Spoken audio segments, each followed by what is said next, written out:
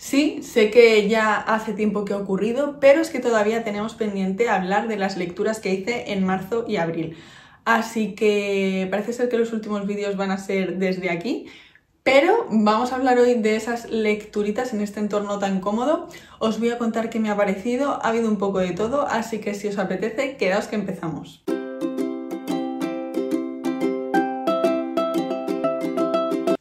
Bueno, lo primero que tengo que deciros, como siempre, es que ya sabéis que me podéis encontrar en Instagram, que estoy allí como Esteris Reading, que aparte tengo un Goodreads donde voy actualizando mi progreso lector. Sabéis también que tengo un podcast con Laia, de Quien Te Lo Ha Dicho, que somos Quien is Reading, y este mes vais a ver que el podcast está muy parado, pero es que le he dicho a Laia, amiga, no doy para más. Y Laia, que es una tía generosa, me ha dicho: tú tira para adelante que ya retomaremos. Así que si veis que se para un poquito el podcast, la culpable soy yo. Que quede claro. Y si me da tiempo, la vida se me alinea y demás, vais a ver también linkados abajo en la cajita de descripción los links de compra para todos estos libros de los que os voy a hablar. Tengo como siempre por aquí la chuleta, porque la verdad es que esto es lo más cómodo del mundo. Y vamos a empezar por el mes de marzo. En el mes de marzo hubo 4 lecturas. Yo creo que para terminar el mes de marzo con buen sabor de boca vamos a ir de menos a más. El primero, voy a ir bastante rapidito, voy a intentar no enrollarme, que he visto que los últimos vídeos han sido 40 minutos. O sea, 40 minutos, casi una hora, no puede ser. Entonces voy a intentar darme vida. El primero del que os vengo a hablar es A Sangre Fría, de Truman Capote. Es ese true crime con el que Truman Capote se consolidó y le hizo brillar absolutamente, pero para mí ha supuesto un abandono. No me ha gustado absolutamente nada y pues nada, formaba parte de esos 40 libros que me quería leer antes de los 40, pero sinceramente es que es un libro que no es para mí, me parece súper tedioso, no me gusta la narración no me gusta cómo está hecha la narración, supongo que para gustos colores, para mí desde luego no me gusta, creo que se entretiene muchísimo en cosas que no va a cuento, va saltando de una forma caótica de un lugar a otro, no sé, a mí ese tipo de narraciones no me gusta. Es verdad que lo mismo, al saber lo que ocurrió, pues se te quita un poco el intríngulis de qué es lo que te vas a encontrar y dije, mira, es que esto no es para mí, no me está gustando, no me está aportando absolutamente nada y cuando las cosas no son para ti en esta vida lo que tienes que hacer es fluir y dejar que se vayan. Así que así fue como Truman Capote salió de mi vida igual rápido que entró. No sé si en algún momento me pondré a leer algo más del autor. Ahora mismo la verdad es que no tengo ganas, tampoco necesidad. Tengo muchas cosas por leer, cosas que me apetecen. Y de momento, como por decirlo de alguna manera, creo que Truman Capote se queda en el congelador. Que nadie se altere, que nadie se haga cruces. Si a ti te ha gustado Truman Capote, si a ti te ha gustado A Sangre Fría, maravilloso. Sé que es una obra muy importante, con mucho renombre, que es un clásico, etcétera, etcétera, etcétera. Pero como todo en la vida, pues no todo nos tiene que gustar a todo el mundo. Y a mí, desde luego, A Sangre Fría es que no me ha gustado. Así que la primera a la frente. Siguiente libro al que le he dado 3 estrellas es una novela gráfica que voy a dejar por aquí, de Merveille y Cidru, que se llama Amore. Lo había visto en Laia y en otras muchas compañeras y amigas a través de Instagram. Y bueno, ha sido mi ruta de entrada a la novela gráfica más europea, porque no había leído nada de Cidru y Merveille y la verdad es que creo que hacen muy buena pareja, muy buen tándem, tanto en lo que nos quieren explicar las historias, porque al final nos vamos a encontrar como relatos desde una forma de vista de una novela gráfica, o sea, muy visuales, donde tenemos el amor desde perspectivas súper diferentes, pero que solo con el dibujo, que además es un tipo de dibujo y un tipo de color que han usado que a mí me gusta bastante, con una estética italiana sesentera que me ha encantado. Y bueno, creo que es muy fácil meterte en la historia, muy fácil ir congeniando con diferentes personajes y meterte a través de sus páginas. Además creo que la edición que tienen es espectacular, ya la estaréis viendo por pantalla, pero de verdad que cuando abres el libro y te sumerges en él y tal, es uno de esos libros que obviamente no puedes llevar unas expectativas gigantes porque es lo que os digo, son como microrelatos en formato imágenes, hablando de temas del amor que te dejan un buen sabor de boca, pero a lo mejor no va a ser la historia de tu vida. pero yo es verdad que es un libro que he disfrutado mucho, me parece muy acertado el estilo del dibujo, de los colores, el cómo se cuenta la historia, las imágenes que usan para contar determinadas cosas o sobre todo lo que quiere transmitir. Creo que está muy bien el decir cosas sin decirlas explícitamente, no sé, la verdad es que es una novela gráfica muy bonita y con estos autores sí que repetiré. Siguiente, lo voy a poner por aquí, esto lo escuché en audiolibro a través de Audible. Os estoy hablando de Silverville de Victoria Álvarez. A este le he puesto 4 estrellas y no es el mejor libro de la autora desde mi punto de vista. Creo que es un libro a lo mejor con un tinte más juvenil, pero es verdad que una vez más Victoria Álvarez consigue impregnar esa atmósfera, en este caso vamos a estar en el lejano oeste, la va a ir haciendo cada vez más tétrica, más oscura y va a ir perdiendo esa inocencia que encontramos a priori. Los personajes van a ir entrando en una espiral de autodestrucción que llega un momento que es imposible de frenar. Va a caer hasta el apuntador porque ya sabéis que Victoria Álvarez, pues si te coges mucho cariño a determinados personajes, puedes acabar sufriendo mucho porque ella debe ser que coge, los crea y una vez que han cumplido su cometido, si tiene que sacrificar peones por el camino, los sacrifica sin ningún tipo de problema. Os voy a contar un poco cuál es la salsa o cómo inicia esta historia. Tenemos a Grace Mallory, que está casada obviamente con un Mallory, y ella vuelve a la casa familiar de los Mallory. ¿Qué ocurre? Bueno, pues es que de los Mallory llevamos un montón de tiempo sin saber. El patriarca murió y del hijo nada se supo. Obviamente esa persona está viva porque está casada con Grace. Esto, cuando ella llega al pueblo, una mujer sola, manejando dinero, a hacerse casa de esa pedazo de villa de una de las familias, pues al final con más dinero y con más poder que ha habido en Silverville, esto despierta muchas susceptibilidades. ¿Qué pasa? Que Grace es una tía muy inteligente, con un plan muy bien elaborado, que va a saber meterse a todo el mundo en el bolsillo. Y no lo va a hacer de una forma complaciente precisamente, sino que va a estar todo el mundo a este pueblo, que es un pueblo como muy convencional, muy regido por unos principios moralistas, de estos de doble moral por un lado, porque sí, vamos predicando, pero el ejemplo, pues lo mismo no es lo nuestro. Entonces, como otra de las familias terratenientes y poderosas y además ligada a los Mallory, vamos a estar con Ruby. Ruby es hija de pues, un alto gerifalte que en su momento fue socio del suegro de Grace y Ruby desde que ve a Grace algo le chirría, no le encaja, le hace saltar todas las alarmas. Claro, su padre le dice, bueno, tranquila, el marido Mallory, es una mujer, da igual, saldremos adelante. Todo el mundo cada vez tiene más ganas de que vuelva también el marido de Grace al pueblo para ver qué es lo que ha pasado y demás. Esa vuelta se va alargando y se va alargando y mientras tanto todo lo que está ocurriendo en el pueblo va enturbiando y enturbiando y enturbiando y todas las personas que han tenido que ver algo con la muerte del suegro de Grace están intranquilas. Están intranquilas porque están empezando a ver indicios que hacen que les salten todas las alarmas.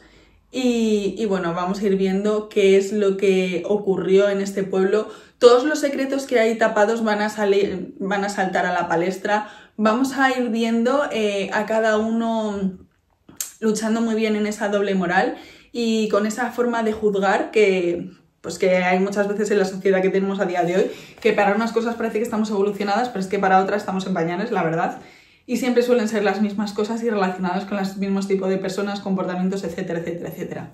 Entonces creo que aquí Victoria Álvarez hace una crítica social profunda, muy bien hecha. Es lo que os decía al principio, puede que no vaya a ser mi libro favorito de Victoria Álvarez, pero lo que sí os puedo decir es que Silverville hace que Victoria Álvarez sea una de esas autoras de las que me quiero leer absolutamente todo lo que tenga publicado, porque veo que tiene una intensidad narrativa, una creación de personajes, una ambientación gótica, sea donde ambiente, siempre acaba entrando ese rollo gótico que a ella la corre por las venas y esas tramas enrevesadas y llenas de giros que hace que me mantenga pegada a las páginas. Así que si no habéis leído Silverville de Victoria Álvarez, la verdad es que os lo recomiendo, a mí me ha gustado mucho y esta vez sí, 4 estrellas.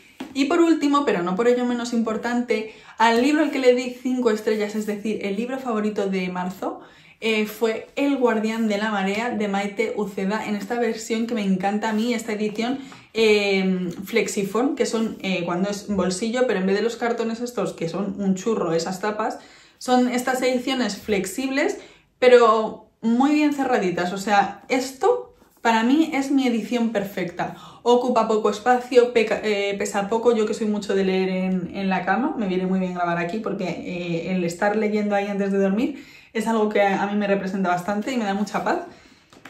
Y ya te digo, tú cuando estás leyendo muchas veces estás apoyando como la base del libro aquí en el esternón y yo acabo con marcas con algunos libros. Es un libro que igual es un bolsillo, pero se abre y se trabaja con él sin ningún tipo de problema.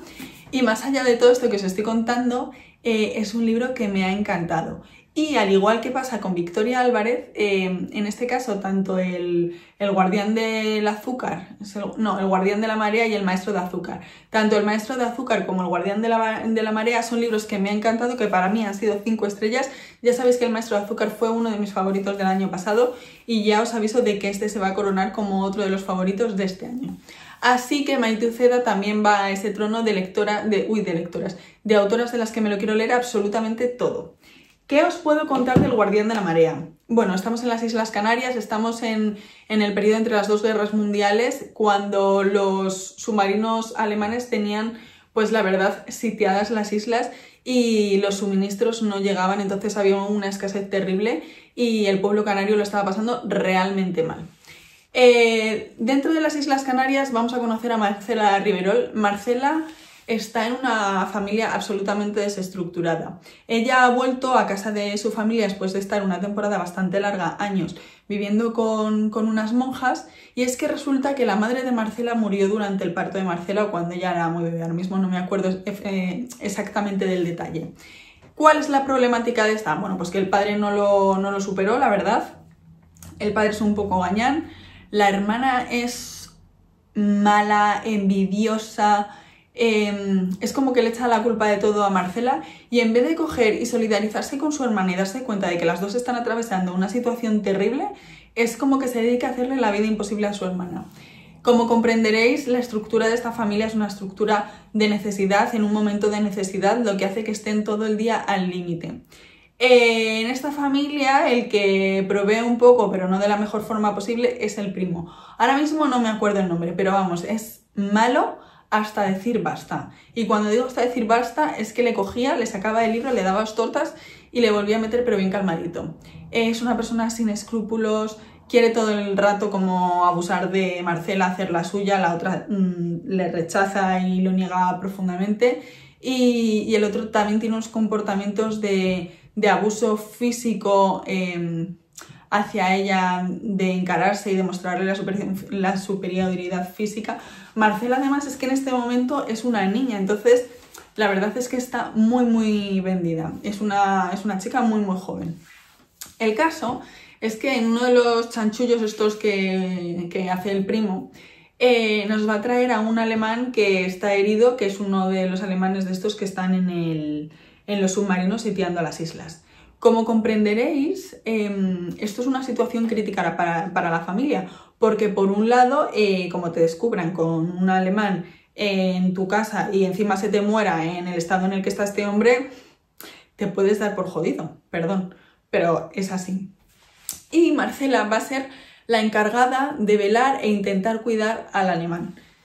¿Qué ocurre? Bueno, pues aunque Marcela, debido obviamente al origen de la relación que le atañe a España, Canarias en este momento, con el alemán, pues no quiere migas con él. Además, como comprenderás, con el patrón masculino que tiene en casa, pues tampoco es que veas a un hombre y te vayas a tirar a sus brazos. Es más un motivo de peligro que un motivo de nada bueno. Pero de alguna forma este alemán sintió una ternura con esta niña que en algunos momentos es como su ángel. Hay un lapso de edad entre Marcela y Hans Berger, que es el alemán, amplio, no insalvable, pero sí amplio. Y Y bueno, lo que os puedo decir sin destrozaros mucho el libro, porque de verdad que es un libro que creo que merece leerse y que creo que la magia está en darle una oportunidad al libro y disfrutarlo y conocer toda la historia. Creo que la sinopsis es muy larga, pero os diré que bueno, pues que van a pasar cosas entre el alemán y Marcela.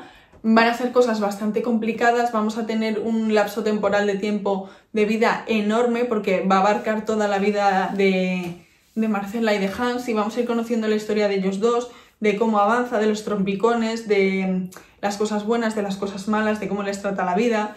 Y es que es una historia de verdad trepidante, con un rigor histórico que creo que está muy bien contado. Creo que la forma que tiene Maite Uceda de hilar entre esa historia que nos ha acompañado tan convulsa, una historia personal de dos personajes que la vida une y separa continuamente, creo que está hecho con maestría. Sabe ponerte el corazón en la boca. Cuando parece que todo está perdido hay esperanza, cuando parece que todo está bien viene una debacle. Nunca puedes estar tranquila leyendo este libro, pero creo que merece muchísimo la pena. Así que si os gusta la novela histórica, ahora que estamos en el mayo histórico de Anita Lectora, creo que este es el librazo perfecto que necesitáis leer. Y bueno, y creo que tiene unos personajazos tremendos. Ya os dije que El maestro de azúcar fue de lo mejorcito de mi año pasado, pero es que de verdad, en este caso El guardián de la marea, yo creo que también va a ser de lo mejorcito de este año que tenemos ahora mismo entre manos. Bueno, y ahora vamos a llegar a abril. En abril me leí un total de 6 libros. Voy a empezar también por el que menos me gustó, que también fue en audiolibro, os lo voy a poner por aquí, y es La pareja del siglo. Esto está publicado por Maeva. No me digáis que os diga el nombre de la autora porque es un nombre alemán o así, que tiene un apellido como muy complicado, y yo pensé que iba a hacer como mucho match con esta historia, porque es una historia que en retrospectiva nos cuenta la historia de un divorcio, cuando todo parecía bien, cómo se fue, vamos a ir viendo cómo se fraguó la pareja, cómo se conocieron, las circunstancias personales de cada uno, los intereses de cada uno, cómo van dando pasos, y sobre todo desde el punto de vista de ella vamos a ir viendo determinadas frustraciones, cómo aparece la maternidad en su vida, cómo a veces en vez de acercarnos nos separa. No sé, lo cuento así y de verdad parece un librazo. No estoy diciendo que sea mal libro para nada, pero bueno, parece un librazo de estos que están llamados a que para mí sea un 5 estrellas, y para mí no fue un 5 estrellas porque de alguna forma no llegué a integrarme ni a empatizar con los personajes, sobre todo con la voz narradora, con la voz cantante o con la protagonista, que además es una mujer que te está contando algo tan terrible como después de tanto esfuerzo, de intentar luchar las cosas, de toda una vida juntos, se termina un matrimonio con hijos y demás. Entonces a priori lo tenía todo como para gustarme, porque es que ya sabéis que ese tipo de historias son las que a mí me gustan, pero no os podría decir por qué. La narración ha hecho que yo no termine de hacer clic con esta historia y se me ha quedado un poco como a medio camino. Entonces no es un mal libro, no me ha molestado para nada leerlo, pero no me ha removido lo que yo esperaba, no me ha gustado lo que yo esperaba y se me ha quedado un poco pues así, a medio camino. Si tenéis la suscripción de Audible, que tengo siempre abajo por si queréis periodos de prueba, darle una opción, porque al final es una forma de aprovechar las suscripciones y de probar con libros donde a lo mejor no conoces una autora y tal, y puede ser un buen punto de entrada sin pagar 22 euros por un libro, por ejemplo, que es como el precio ya un poco estándar en cuanto a libros normales y demás. Y ya os digo, es que yo pensaba que iba a hacer clic, que iba a ser algo como, pues no sé, como mucho más fuerte lo que yo iba a sentir con este libro y con esta historia. Pensaba que me iba a atravesar, que lo iba a pasar mal y tal, pero es que es una historia que me ha resultado un poco distante, un poco fría, no me ha aportado todo lo que yo necesitaba. Así que si queréis probadlo. A Mari de Bibliolisbeth, por ejemplo, le encantó, pero a mí no he terminado de empatizar con la historia. Bueno, siguiente libro que he leído es la novedad de Núria Quintana, El guardián del bosque. Y este es un libro que también me ha gustado mucho. Este tiene 4 estrellas. Para mí no es el mejor de la autora, no es el que más me ha gustado, pero aún así, una vez más, me encantan las ambientaciones que hace. En este caso, ya sabéis que ella trabaja siempre con 2 hilos temporales. Por una parte nos vamos a una parte de Navarra como muy salvaje, con unos terrenos muy abruptos, donde el padre de nuestras protagonistas, Luz y Blanca, que está casado con Amaya, se llama Ander, creo que el padre se llama Ander. Aitor, Ander es otro protagonista, otro personaje. El caso es que Aitor se dedica como a pasar viajeros de un punto a otro en una zona muy escarpada, donde lo más probable es que si no vas con una persona que se conozca muy bien la zona, pues acabes sin llegar a donde tienes que llegar. El caso es que los padres, tanto Amaya como Aitor, en un momento se plantean si realmente es eso el futuro que le quieren dar a sus hijas. Empieza todo el tema del despoblamiento de la España profunda y bueno, finalmente deciden que sí, que tienen que ser fieles a ellos mismos, que el guardián, que el bosque es su casa y que se van a quedar allí. Entonces, pues bueno, empiezan a crecer 2 niñas fruto de la relación de estas 2 personas, que son un hombre y una mujer que se quieren muchísimo y que tienen 2 hijas, pero son 2 hijas como el día y la noche. Una se llama Luz y otra se llama Blanca. El caso es que entre Luz y Blanca, en todo momento, va a ser una relación entre hermanas que no termina de fluir de la manera más sana posible, más limpia posible, donde hay muchos celos por delante, muchas envidias, falta de comunicación, resquemor, no sé, hay muchas cosas que hacen que no termine de brillar la relación entre estas 2 hermanas. Y bueno, desgraciadamente no es que sea esto algo nuevo bajo el sol, pero sí que va a ser un punto bastante importante en esta historia. Esto es lo que ocurre en la parte del pasado. En la parte del presente nos plantamos en la actualidad y vamos a conocer a Valentina. Valentina es una periodista que personalmente está en un momento como de horas muy bajas, muy perdida, se nota muy rota, muy desestructurada y bueno, pues ella es muy buena fotógrafa. Ella es una periodista que lo que hace, o sea, es fotógrafa periodista, no sé cómo se dice realmente, pero bueno, esa es su función. El caso es que ella va a cubrir una noticia que en una finca por la zona del Pardo, hace unos años entraron unos ladrones, atacaron a la propietaria de la finca, la dejaron gravemente herida y esta mujer nunca ha vuelto a hablar. Nunca se supo cómo habían entrado los atacantes, por qué cogieron y agredieron a la propietaria. Obviamente la propietaria, después de esto, que se queda sin capacidad de hablar y demás, pues no nos puede contar qué es lo que ha pasado. El caso es que... tengo aquí un mosquito dando por saco. El caso, lo que os iba a decir es que, bueno, se van a descubrir unos túneles que llegan hasta esta finca y a partir de ahí pues surge de nuevo esa investigación en la que nos damos cuenta que el ataque que se produjo pudo ser por los túneles subterráneos que llegaban hasta esta finca. Bien, como comprenderéis, Valentina se va a quedar en cuerpo y alma a intentar saber qué es lo que ocurrió aquí. Y aunque te parezca que son 2 mundos absolutamente diferentes que no tienen nada que ver, ya os digo yo que esto sí que está relacionado. Yo durante toda la novela es verdad que no sabía cómo iba a terminar de conectar la historia, pero me gustó el cierre, me gusta cómo conecta. De nuevo, me encanta la narración que hace Núria Quintana, creo que tiene una voz como muy especial, como muy dulce, pero a la vez contundente, pero a la vez que sabe crear determinado tipo de circunstancias. Y bueno, es el tipo de historia que a mí me gusta mucho, con unos personajes que disfruto mucho y donde siempre hay un toque que te hace pensar en una fuerza sobrenatural. Y siempre muy ligado a la naturaleza. Es un toque eso de Núria Quintana que me gusta bastante. También me pasó con La Casa de las Magnolias, me pasó también con el anterior, con El Jardín de Olavide. Siempre le gusta meter un toque místico en las historias con los que yo conecto muy bien. Y y bueno, si os gustan estos ingredientes, creo que esta historia puede ser para vosotros. Siguiente libro del que os vengo a hablar del cierre de las 7 hermanas. Poco os puedo contar, obviamente, el cierre de una saga de 8 libros, pero sí, por fin me he terminado la historia de Pasal, que os lo venía diciendo durante los últimos vídeos. Y bueno, la verdad es que la historia de Pasal es impresionante. Hacemos un repaso por momentos históricos bastante clave del siglo XX. Volvemos a tocar toda la historia de las 7 hermanas. Ya sabemos la fuerza que tienen las Pléyades en esta historia.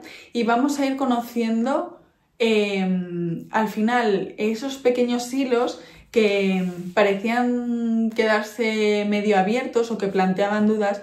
Todos ellos van a quedar muy bien definidos después de la historia de Pasal y además de que van a quedar muy bien definidos, creo que una cosa que hace es que vamos a conocer a Pasal, ese personaje tan enigmático del que no sabemos nada, que solo le rodea el lujo desde sus inicios, y vamos a ir viendo que no siempre ha sido esta persona que tiene todo seguro en la vida, sino que es una persona que ha luchado mucho, que tiene una historia muy cruel por detrás. Vamos a ir conociéndole en toda profundidad y claro, vamos a ir viajando de nuevo a través del mundo, igual que lo hemos hecho con la saga de las 7 hermanas. Una vez más me vuelvo a acordar aquí de la iniciativa de Anita Lectora, del mayo de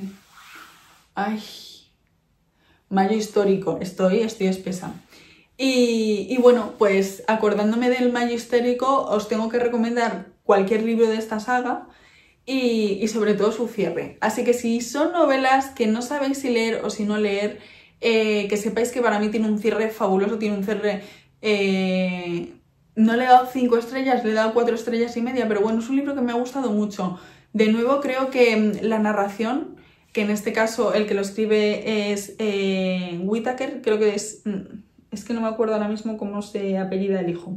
Bueno, lo escribe el hijo de Lucinda Riley con todos los apuntes que dejó su madre preparado y la verdad es que según empecé el libro y vi la nota en la que nos contaba, bueno, pues un poco la perspectiva desde donde se pone a escribir esta persona, su madre ha muerto, aún así lo ha dejado todo preparado porque quería que esta historia viese la luz y cómo él toma a los mandos esa responsabilidad y lo hace de una forma tan bien escrita, tan bien solventada y donde se nota mucho la escuela de su madre, la verdad.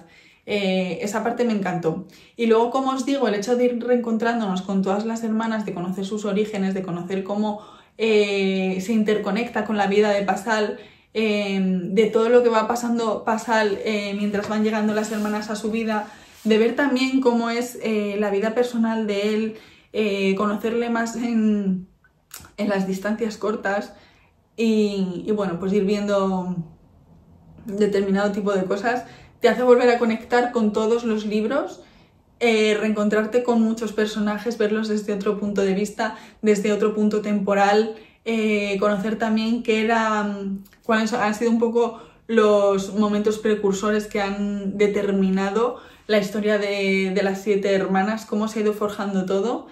Y bueno, la verdad es que creo que es cerrar la saga con muy muy buen sabor de boca. Así que si en algún momento estáis pensando en estas sagas, cuando te metes en sagas así tan largas, que dices, madre mía, qué pereza como para que luego no me guste. Bueno, pues ya sabéis que a mí no me han gustado todos los libros, pero sí puedo decir que desde luego me ha gustado mucho cómo cierra con la historia de Pasal de Atlas. Siguiente libro al que también le puse en este caso otras 4 estrellas y media es la segunda de Mamen Monsoriu. Y ya sabéis que fui a la presentación, que estuve ahí en Valencia, que cogí y conocí a Laura de Daluna Books. Es una historia muy cortita, está publicada por Espasa y son 235 páginas. A mí personalmente me ha gustado mucho la forma de escribir de Mamen. Es una historia... Pues a ver, es que al final ella es poeta, entonces creo que eso se nota mucho en la forma que tiene de escribir y yo la verdad es que he disfrutado muchísimo de la historia en sí, de los personajes, de cómo se entremezclan sus vidas, la toxicidad que hay en su relación, el cómo te vas a llevar muchas veces las manos a la cabeza y luego entre todo hay salpicadas unas frases que es que para mí son reflexiones que le dan como más fuerza, más coherencia y más personalidad a la historia. Cuando escuchamos la segunda nos pensamos que es una persona que llega y se mete ya en una relación asentada, pero creo que la figura de la segunda en este caso es como un twist a lo que hemos visto. Es una figura diferente, obviamente comparten cosas, pero no es esa segunda clásica que todos nos imaginamos de persona que viene de fuera a meterse en una relación. No, vamos a ir viendo que en este caso todo lo que incide y afecta a la relación entre Fer y, ¿cómo se llamaba la otra chica? Celia, vamos a ir viendo que tiene determinadas particularidades, vamos a ir viendo cómo se forma esta relación de la que a veces la verdad habría que salir corriendo y creo que está muy bien escrita, muy bien definida. Creo que Mamen tenía muy claro lo que nos quería contar y las herramientas de las que se iba a valer para contárnoslo y sobre todo las reflexiones tan bonitas y tan brutales que hay a lo largo de, pues eso, de toda la historia. Es un libro para subrayar, yo desde luego creo que es un libro para subrayar. Me ha sorprendido mucho para bien. Es una autora a la que voy a seguir leyendo. Lo mismo incluso con ella me puedo atrever al tema de los poemarios, que ya sabéis que no es un tipo de lectura con la que yo suelo encajar, pero de verdad que creo que he hecho clic con la forma de escribir de Mamen, que me ha encantado la forma de escribir de Mamen y que me quiero leer todo lo que escriba Mamen. Así que el tema que dijo del que quería escribir el siguiente libro creo que puede ser un temazo. Pero en el tema de justicia poética, que es el libro anterior, creo que debería embarcarme también. Así que ya os iré contando qué tal sigue siendo mi experiencia lectora de la mano de Mamen. Y ahora para cerrar, me quedan dos libros que han sido 5 estrellas, 2 libros que se van de nuevo a favoritos para este año. Y venga, voy a empezar con una relación especial, este lo he leído con Pilar de Pilar Entre Libros, una relación especial de Douglas Kennedy. Esto es un libro que no es excesivamente largo, son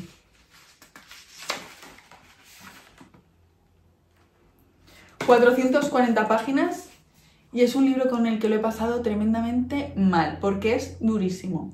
Os hago desde ya un disclaimer que ya lo he hecho muchas veces mientras os lo he estado leyendo por Instagram, y es que si estás embarazada, pensando en estar embarazada, acabas de tener un bebé, estás atravesando un posparto y encima si es complicado, este libro desde luego no te lo recomiendo. Te recomiendo que a este libro entres fuerte porque es un libro que viene a destrozarte.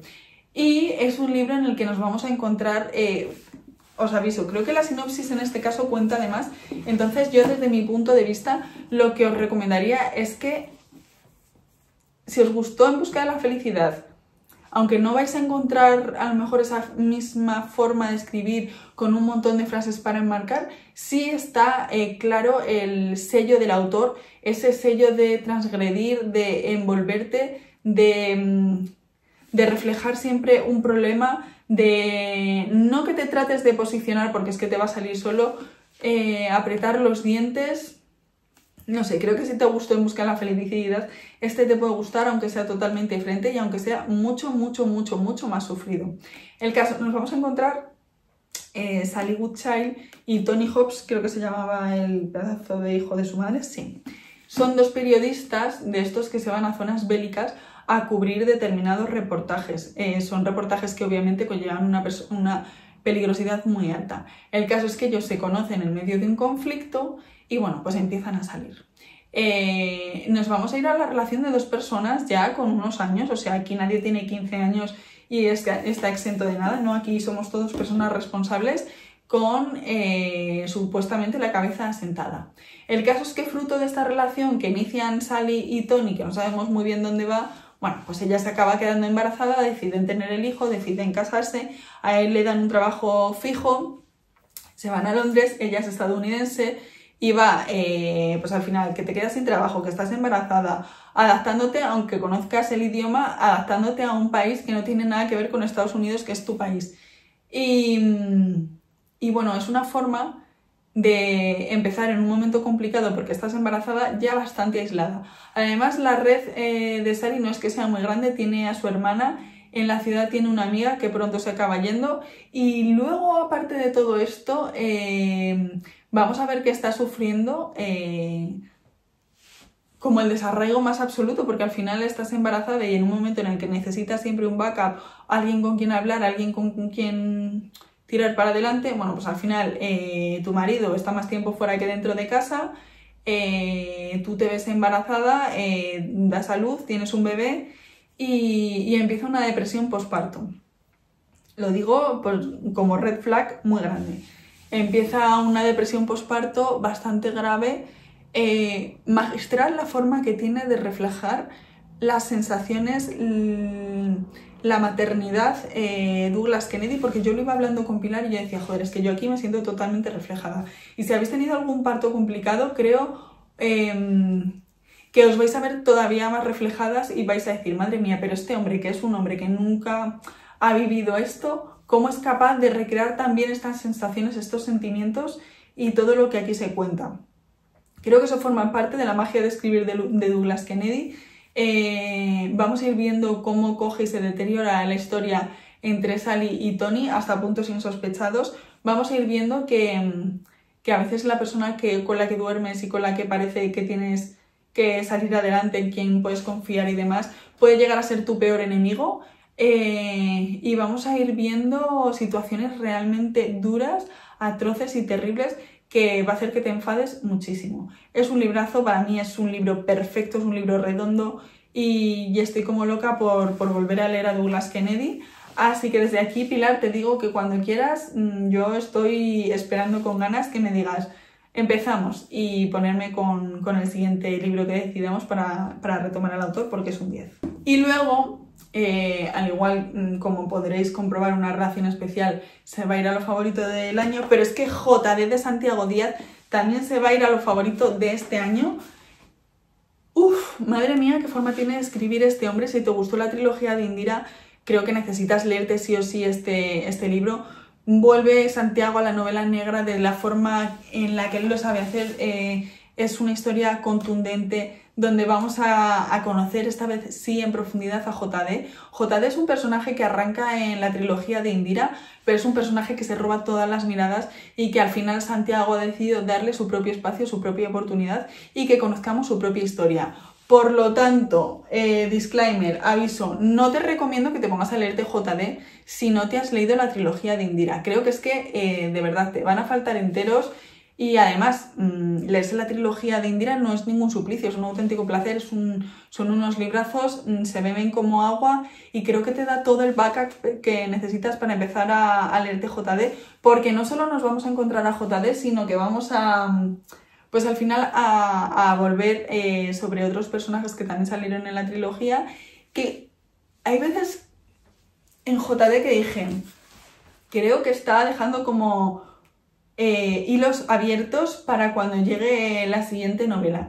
Y no es que deje hilos abiertos, sino que es que Santiago es un maestro, sabe muy bien por dónde llevarte, sabe muy bien cómo sorprenderte, sabe muy bien cómo hacer que bajes la guardia y cuando bajas la guardia explota todo de una forma que dices, oh madre mía. Y bueno, la verdad es que es un libro que me ha encantado. Mira, es que no hace falta ni que sepáis sinopsis. Simplemente, si habéis leído alguna vez a Santiago Díaz, ya sabéis cuál es su forma de escribir, qué más da lo que te vaya a contar, métete lo más a ciegas posible y que te sorprenda lo máximo posible la historia. Y sobre todo, déjate sorprender por JD porque es impresionante, de verdad, cómo un personaje secundario acaba teniendo esta fuerza y cómo te gana. Además, otra cosa que me gusta mucho de Santiago Díaz es que aparte de que es un hombre muy gore, que nunca se deja nada en el tintero y que trata los temas con dureza, siempre tiene un punto en el que se te encoge un poquito el corazón y donde tienes ese momento de reunión y con el autor, de emoción y demás. También tiene ese humor negro, a veces prácticamente calcinado, pero que creo que refleja muy bien la escritura de Santiago Díaz y sobre todo unos personajes maravillosos, donde puede pasar absolutamente de todo, donde va a dar muchas vueltas la historia y donde no vas a querer dejar de leerlo. Así que si estás pensando en leerte JD, yo que tú lo dejaría para el fin de semana, porque si te lo lees entre semana lo que vas a necesitar van a ser muchos cafés. Y bueno, ahora sí, hasta aquí llegan mis lecturas del mes de marzo y del mes de abril. Hoy estamos a 11 de mayo Y bueno, ya llevo 2 libros y como veis ahí tengo otros 3 libros empezados. Así que a pesar de que la mudanza me está susurrando en la oreja, espero traeros muchas lecturas y muchas recomendaciones de cara a cuando empiece el mes de junio, que os cuente todo lo que me he leído durante el mes de mayo. Y hasta aquí llega el vídeo. Espero que tengáis un feliz día y que nos volvemos a ver muy pronto.